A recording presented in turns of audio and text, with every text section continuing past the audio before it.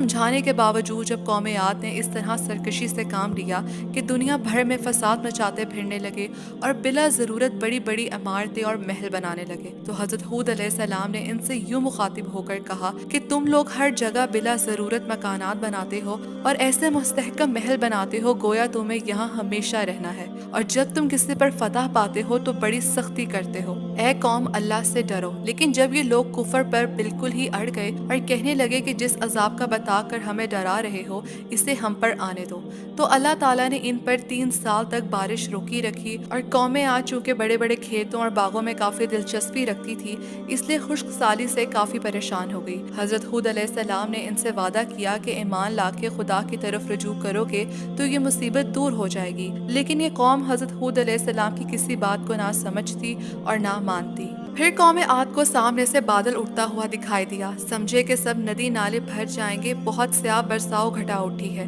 चूंकि खुश्क साली थी, गर्मी सख्त थी और पानी की भी सख्त जरूरत थी, इसलिए खुशियां मनाने लगे कि आज तो खूब बारिश बरसेगी। लेकिन दरअसल अबर की सूरत में वो कहर इलाही था जिसे हजरत हूद अलैहिस्सलाम से ये कौम आद तलब कर रहे थे कि अगर तुम इतने ही सच्चे हो तो अजाब आने दो।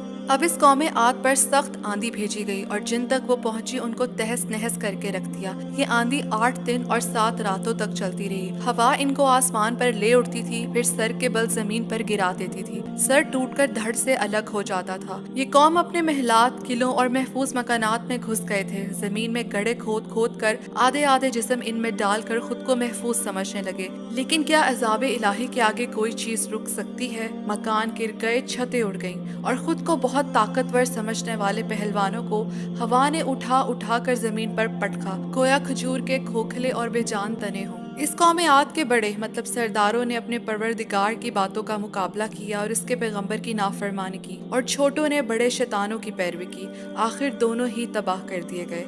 अल्लाह ताला ने हजरत हूद अलैहिस्सलाम और अहले ईमान को इस सारे अजाब से महफूज रखा।